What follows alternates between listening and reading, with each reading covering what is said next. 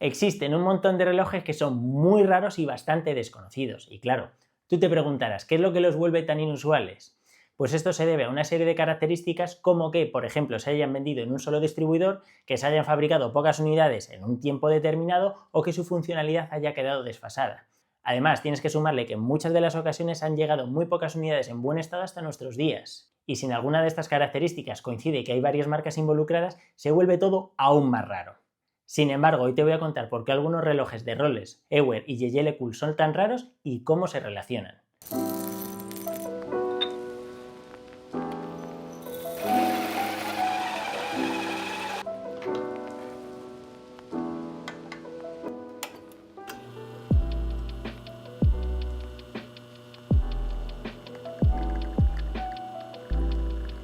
Y como solemos hacer, vamos a poner un poco de contexto. Esto nos va a ayudar a entender de dónde salen estos relojes y por qué son tan raros.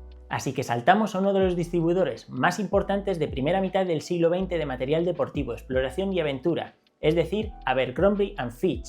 Sin embargo, quítate de la mente esa imagen de marca de moda juvenil que tienes hoy en día, ya que la empresa de la que estamos hablando se fundó en 1892 por David Abercrombie, un distribuidor de material deportivo que se asoció con uno de sus clientes, el señor Fitch. Este era abogado de profesión y ayudó a situar la marca y a posicionarla como un referente dentro del material deportivo de lujo.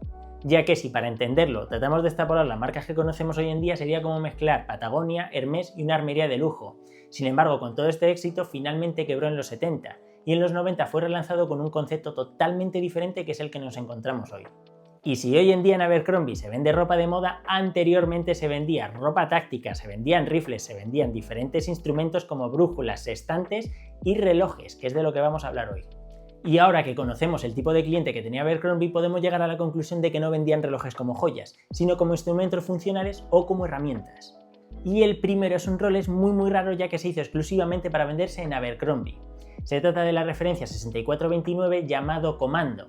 Y como ves se parece muchísimo a un Rolex Explorer de la época. Sin embargo, ¿por qué es tan raro? Pues porque se hizo única y exclusivamente para venderse en un distribuidor, es decir, no podías ir a otra tienda y comprarlo. Pero además tienes que sumarle que solo se fabricó en un año, en 1972, con lo cual las unidades que hay disponibles o que había disponibles eran muy pocas. Si bien en Christie se subastó uno de 1967, sin embargo, si miramos los números de referencia, vemos que es muy parejo a otras unidades conocidas, y todas datan de 1972. Y es que ya sabemos lo que ocurre muchas veces en las subastas. Y aunque estéticamente se parece una barbaridad al Explorer de la época 10-16, como por ejemplo ese dial con los índices 3, 6 y 9 tan característicos, hay diferencias sutiles que lo convierten en un reloj bastante especial.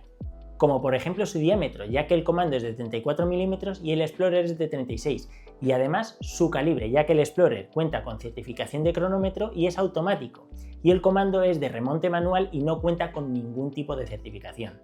Y por último las agujas, una característica súper importante, ya que no se va a volver a repetir en ningún otro Rolex de la historia, así que presta muchísima atención.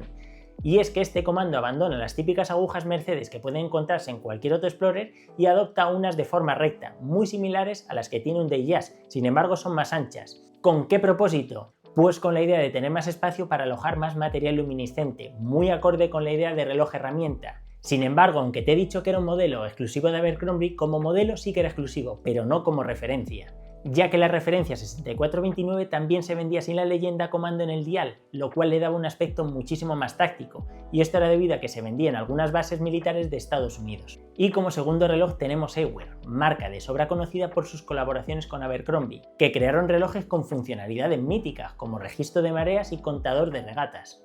Pero centrándonos en el concepto de herramienta que se vendía en la tienda, voy a comentar dos relojes muy enfocados en el automovilismo. Y el primero puede ser el Automark o Autograph, un reloj que no contaba con un taquímetro clásico, sino que contaba con un anillo que ayudaba a medir el combustible por kilómetro recorrido. ¿Y qué principio usa? Pues algo muy sencillo pero que se apoya mucho en este anillo. Es decir, cuando empiezas a consumir un litro, arrancas el crono. Y cuando terminas de consumirlo, lo paras. Y quedará algo así como, por ejemplo, 8 minutos. Esto quiere decir que 8 minutos es igual a un litro partido de 100. Y adicionalmente el Autograph cuenta con una aguja extra. Esta sirve para anotar valores fijos, por ejemplo el consumo medio del vehículo. Y el segundo ejemplo de la marca es un reloj más crono de salpicadero. y estos tenían el objetivo de ser montados en vehículos enfocados en la competición. Estos contaban con un diámetro bastante grande, normalmente superior a los 50 milímetros, y su objetivo era que fuesen fácilmente manipulables y además que tuviesen una muy buena legibilidad. Sin embargo, los ejemplos que han sobrevivido hasta nuestros días por estar en unos entornos bastante poco amigables y muy exigentes, como es el de la competición, hace que estas unidades sean muy raras. Pero uno de los detalles más chulos que tienen estos relojes es cómo se seleccionaban, ya que lo normal es que Abercrombie los solicitase a la marca se los mandaba y ellos los vendían. Pero con estos relojes de los 50, Abercrombie viajaba hasta Suiza, seleccionaba los relojes, allí se estampaba el nombre de Abercrombie en el dial y cuando volvían se vendían en sus tiendas. Y ahora vamos a por el último reloj, el más raro de todos, y no se trata de un reloj de pulsera como los que hemos visto, tampoco de un reloj de salpicadero, ni siquiera de un reloj de bolsillo, sino de un reloj muchísimo más especial. Se trata de un Atmos de Jaeger LeCoultre con doble firma en el dial, en este caso obviamente de Abercrombie. Y aunque existen algunos registros en subastas, no hay ninguna foto. Yo solo he encontrado esta de aquí, y aunque no se aprecie muy bien, esto es la doble firma. Y estos relojes tienen una peculiaridad única, y es que se podría decir que funcionan por temperatura. Es decir, dentro de su mecanismo hay un componente hermético que se expande con el calor y se contrae con el frío, y esto es lo que da energía al calibre. Es decir, un pequeño cambio de temperatura hace moverse un fuelle que tensa y destensa un muelle, como la cuerda de un reloj. Y como los relojes tienen un volante enorme con oscilaciones muy lentas y frecuencias extremadamente bajas, necesita entre 300 y 500 veces menos de energía que un reloj mecánico normal. Así, con un cambio de temperatura de tan solo 1 grado, el Atmos obtiene suficiente energía para poder funcionar durante 2 días. Y claro, tú ahora me dirás, este Atmos pinta de todo menos a reloj herramienta. Pues efectivamente no era un reloj herramienta, era el único que precisamente no tenía esta característica, ya que no estaba destinado a su venta al público, sino que era un encargo específico de la marca para tener en sus tiendas. Es por ello que te decía que es el más raro de todos los que hemos hablado hoy, ya que no debe de haber más de 10-15 unidades en total en todo el mundo. Y aunque estos no son los únicos relojes que hizo Abercrombie, como puede ser este reloj de bolsillo con alarma, sí que me parece una muestra muy interesante de cómo su posicionamiento como distribuidor los convirtió en referentes, y muchas de las marcas alrededor querían colaborar, dando como resultado algunas de las piezas más buscadas e inusuales a día de hoy. Y ahora dime si conocías o no conocías estos relojes, o incluso si quieres aportar algunos nuevos en comentarios, y échame un cable dándole a like, suscribiéndote y compartiendo este vídeo. Gracias y nos vemos en el siguiente. Y mi Dulcinea, ¿dónde estarás? Que tu amor no es fácil de encontrar. Y se ve tu cara en cada mujer. Tantas veces yo soñé que soñaba tu querer.